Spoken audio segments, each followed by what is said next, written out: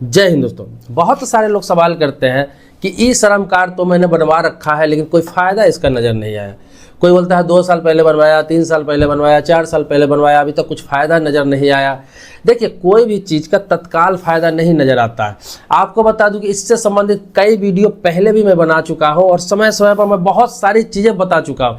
इसके बारे में हमेशा अपडेट देता रहता हूं क्योंकि इसको लेकर बहुत सारे लोग कन्फ्यूज रहते हैं। क्योंकि ई श्रम कार्ड जो है लगभग 25 करोड़ से ऊपर लोगों ने अभी तक बनवा लिया हुआ है। हालांकि सरकार का टारगेट है कि कम से कम जो असंगठित मजदूर है, जो लगभग अभी 40 करोड़ से ऊपर है, 45 से 48 करोड़ के आसपास असंगठित मजदूर अपने देश में अभी हो चुके हैं। 2025 का आंकड़ा है, तो अभी तक तो 25 से 26 करोड़ लोग ही ई श्रम कार्ड बनवाए। तो सरकार धीरे धीरे डाटा तैयार कर रही है। अब आते हैं कुछ मिला या नहीं मिला। तो देखिए, ये जो स्टार्ट किया गया था ई श्रम कार्ड, वो 26 अगस्त 2021 को स्टार्ट किया गया था पोर्टल, और अभी तक 4 साल ही हुए हैं लगभग इसके बने हुए। मतलब 4 साल से रेगुलर ये बन रहा है, लोग बनवा रहे हैं। मतलब 4 साल हुआ है, मात्र 4 साल। अब आपको बता दूं कि आधार कार्ड का जो जब बनना स्टार्ट हुआ था, कब बनना स्टार्ट हुआ था? सितंबर 2010 से बनना स्टार्ट हुआ था। लेकिन इसका फायदा कब लोगों को नजर आया? 2016-17 के बाद इसका फायदा लोगों को नजर आने लगा। क्या नजर आने लगा?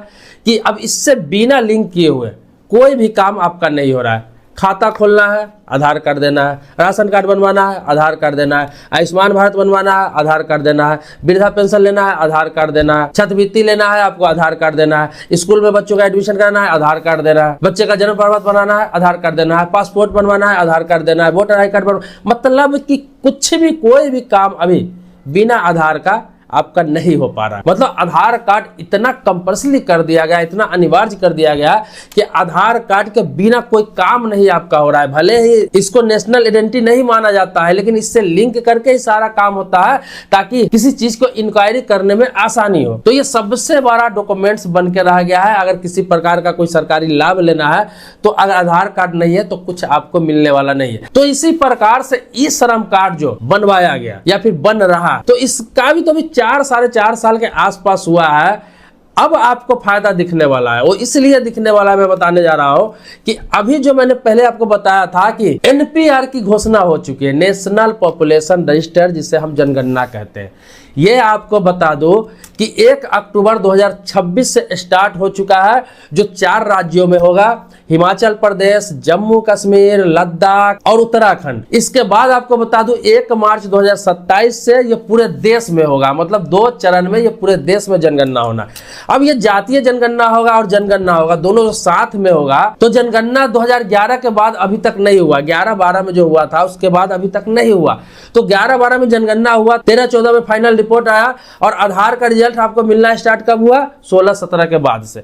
इसी प्रकार से ये नया जो जनगणना हो रहा है, और इसका जब रिपोर्ट कार्ड बनेगा, फाइनल जब जनगणना होगा, तो आपको बता दूं कि जितने भी लोग ई श्रम कार्ड बनवाए हुए हैं और सरकार के पास डाटा है, तो अब जो भी बेनिफिट होगा वो ई श्रम कार्ड वालों को डायरेक्ट मिलेगा। ये मैं गारंटी से कह रहा हूं, डंके की चोट पे कह रहा हूं। आप देखना, बोलना कि मैंने आपको क्या कहा था। और इससे पहले इसको लेकर कई बार श्रम एवं रोजगार मंत्रालय की तरफ से कई नोटिफिकेशन आ चुका है कि ई श्रम कार्ड जो असंगठित मजदूर है उनको बनवाना अनिवार्य है, ताकि भविष्य में उन्हें तरह तरह का लाभ मिल सके। लेकिन लोगों में सब्र नहीं है, धीरज नहीं है। लोगों को ये लगता है कि अभी कार्ड बना, कल से फायदा मिलना शुरू हो जाना चाहिए। हर चीज का एक डाटा बेस होता है, सरकार का एक लिमिट होता है, सरकार का टारगेट होता है, एक योजना होता है कि यहां तक ये करना है, उसके बाद ये करना है, उसके बाद ये करना है। इसका लाभ देने का मतलब है कि इसका प्रोसेस पूरा होगा, एक तरीके से लाभ दिया जाता है। अब क्या है, जनगणना होगा। जनगणना में ये चीज क्लियर होगा कि एपीएल श्रेणी में कौन है, बीपीएल श्रेणी में कौन है, गरीबी रेखा से ऊपर कौन है, गरीबी रेखा से नीचे कौन है, कौन से जाति के लोग कितने गरीब है, कौन से जाति में कितने अमीर हो चुके हैं, कौन आर्थिक रूप से कमजोर है, कौन सामाजिक रूप से कमजोर है। इसके अलावा इसमें यह भी देखा जाएगा कि ई श्रम कार्ड धारी कितने लोग हैं जो असंगठित मजदूर है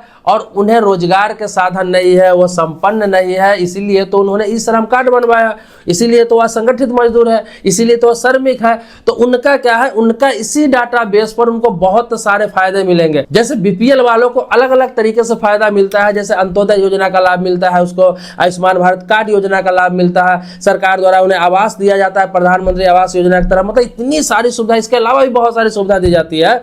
तो इसी प्रकार से ई श्रम कार्ड का असली फायदा आपको नजर आएगा जब ये जनगणना फाइनल होगा, एनपीआर फाइनल होगा, जब सरकार रिपोर्ट जारी कर देगी, तब जाकर ई श्रम कार्ड वालों को फायदा नजर आएगा, क्योंकि सरकार के पास पहले से डाटा रहेगा और सरकार तब जाकर उन लोगों को डायरेक्ट मदद करना स्टार्ट करेगी कि ये जरूरतमंद है, अब इसे ये चीज मिलना चाहिए, अब इन्हें भी आयुष्मान भारत कार्ड का लाभ मिलना चाहिए, इनको भी 5 लाख रुपए तक इलाज फ्री मिलना चाहिए, इनको भी आवास योजना का लाभ मिलना चाहिए, इनको भी अंत्योदय योजना का लाभ मिलना चाहिए, इनको भी समय समय पर पैसा मिलना चाहिए, या फिर किसी प्रकार का वृद्धा पेंशन हो गया, विकलांग पेंशन हो गया, विधवा पेंशन हो गया, ये सब फायदा मिलेगा, चाहे आप गरीबी रेखा में हो अथवा न हो, चाहे आप पिछड़े जाति से बिलोंग करते हो, चाहे स्वर्ण जाति से बिलोंग करते हो, ये सबको बेनिफिट मिलेगा, क्योंकि श्रमिक का एक जाति ही अलग कर दिया जाएगा, एक समूह ही अलग कर दिया जाएगा। सरकार अगर डाटा ले रही है तो उसके पीछे कुछ कारण होता है, ऐसे ही नहीं डाटा लेती है, क्योंकि सरकार का मकसद होता है, चाहे सरकार भले ही चेंज हो जाए, लेकिन जो चीज पाइपलाइन तैयार हो जाता है उसको अगले सरकार भी आता है तो उसको वह काम करना होता है। जैसे कि आधार कार्ड बना, उस समय कांग्रेस की सरकार थी,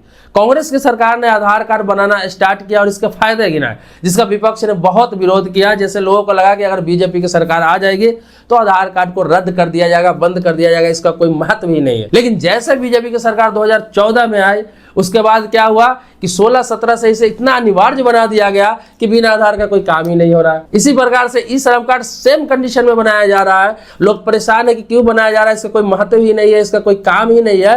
लेकिन आपको बता दूं कि इस जनगणना के बाद इसका महत्व आपको पता चलेगा, आपको लगेगा कि क्यों मैंने ई श्रम कार्ड नहीं बनवाया। अगर मैंने बना लिया तो सबसे भाग्यशाली हम ही है, क्योंकि मैं तो मजदूर हूँ और ओरिजिनल फायदा, असली फायदा अब हमें नजर आने वाला है। तो ई श्रम कार्ड पर भी और एनपीआर पर भी जो जनगणना है, इसको लेकर कई वीडियो में पहले भी बना चुका हूं, आप लोगों को जागरूक करता रहता हूं समय समय पर। और ये स्पेशली इसलिए वीडियो बनाया हूं जो लोग ई श्रम कार्ड को लेकर परेशान रहते हैं कि ई श्रम कार्ड का बेनिफिट कब मिलेगा, फायदा कब मिलेगा। अब मैं पहले भी एक वीडियो के माध्यम से बताया था आपको कि इसका फायदा आपको जनगणना के बाद पता चलेगा। हालांकि इस बार जनगणना में लेट हो गया, ये 2021-22 में ही होना था, लेकिन कोरोना काल की वजह से इसे लेट कर दिया गया, डिले कर दिया गया।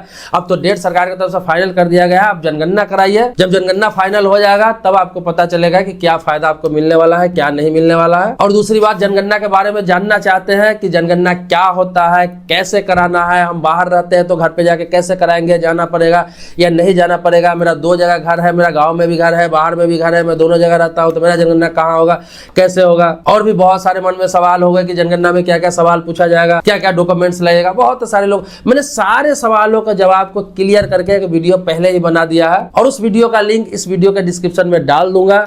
आप आराम से उस वीडियो को देखेंगे, आपको सारी बातें समझ में आ जाएगी, आपको दूसरा वीडियो जनगणना से संबंधित देखने की जरूरत नहीं पड़ेगी।